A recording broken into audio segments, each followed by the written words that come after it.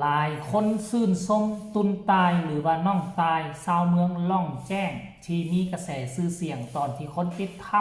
ำมามือนี้ถือว่าบ่เสียเที่ยวเก็บกวดเรียบความรู้เอาไปหมดทุกด้านเป้าหมายแรก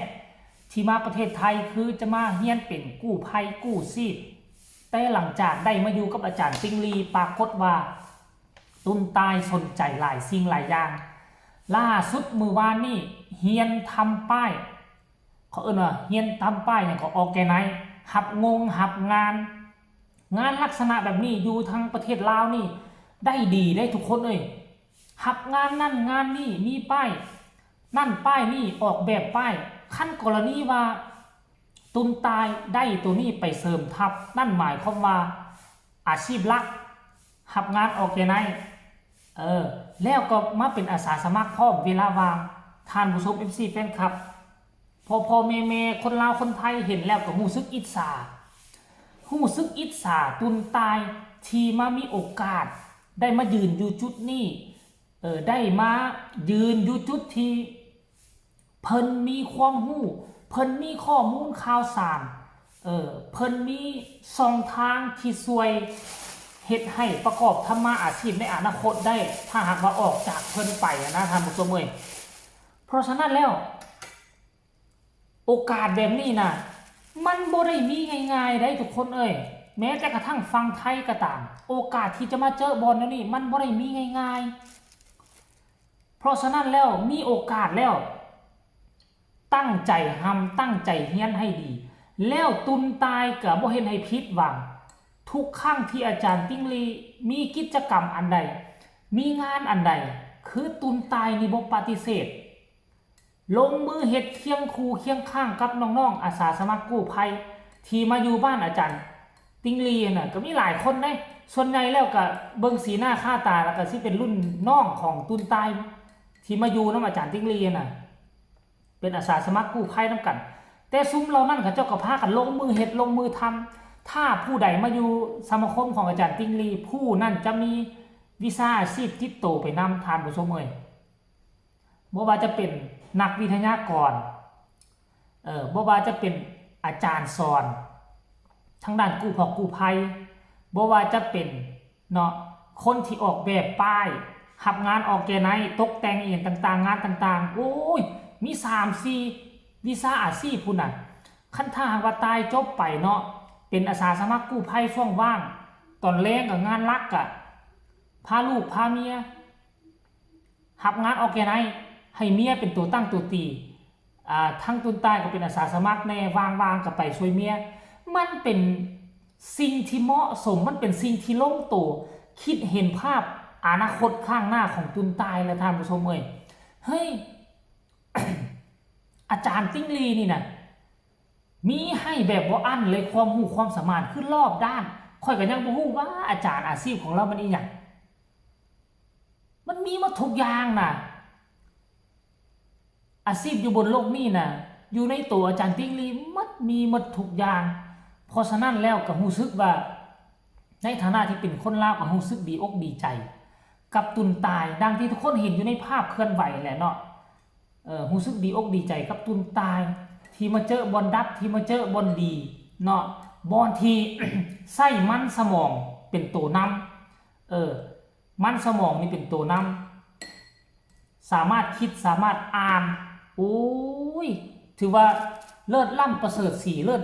นั่นน่ะท่านผู้ชมขั้นก่อนแล้วนี่เอาไปเฮียนยังบ่ได้ซ้ำนี่ไดขนาดค่อยน่ะเคยเฮียนจบมหาลัยมาน่ะค่อยยังบ่ได้ข้อมูลข่าวสารบ่ได้ความรู้ทานข้อมูลความรู้ยังบ่คักซ้ำนี่เลยอันนี้ลงมือปฏิบัติตัวจริงแล้วแม้แต่ข้อมูลที่สามารถนำเอาไปต่อยอดสร้างธุรกิจครอบครัวได้อยู่ฝั่งลาวแบบนี้น่ะมันหาใส่ได้ว่าอยู่ลาวมันบ่มีได้เลยท่านผู้ชมเอ้ยอยู่ลาวมีแต่สิกักวิชาความรู้เพราะว่าย่านคนอื่นได้ดับได้ดีกว่าย่านคนอื่นมาญาติสาขาวิชาอาชีพตัวเองอยู่ลาวเป็นแล้วนี่ไหน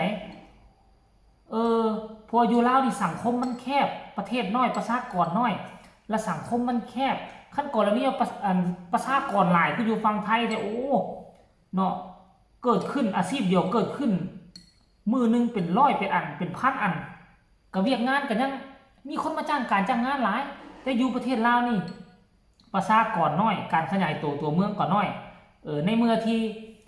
มีคนอาชีพเดียวกันมากระจุกอยู่เมืองเดียวกันนี่2-3คนสิมันก็เฮ็ดให้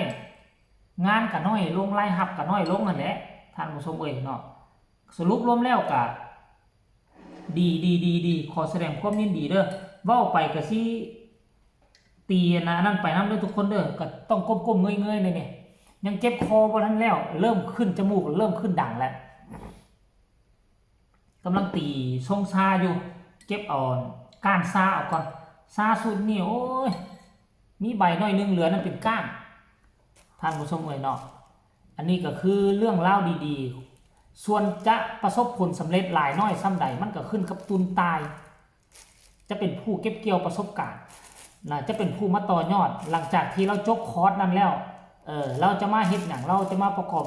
สาขาวิชาอาชีพใดอยู่ทั้งฟังนี่ก็ขึ้นแล้วแต่เราตั้งแต่วินาทีแรกที่ไปได้เห็นอาจารย์ติ้งลีไล่สดกับอนาตุนตายก็เห็นเว้าตลอดว่าตุนตายสนใจเรื่องการทำธุรกิจสนใจเรื่องการทำธุรกิจเฮ็ดธุรกิจเป็นของตนเองสนใจแบบนี้ในที่สุดก็มีแล้วเนาะตัวนี้มันอาจจะว่าเป็นธุรกิจที่หรูหราแต่ขั้นผู้ใดสามารถเฮ็ดได้ผ่านไปปี2ปีร่ำรวยหมดอยู่ทั้งฝั่งลาวมีบ่นะรับงานออร์แกไนซ์มีหลายรับงานดอกงานดองงานประสอบงานประชุมงานสู่ขวัญงานขึ้นเฮือนใหม่มีหลายเนาะมีทั้งโต๊ะทั้งเต้นเซากันไปพร้อม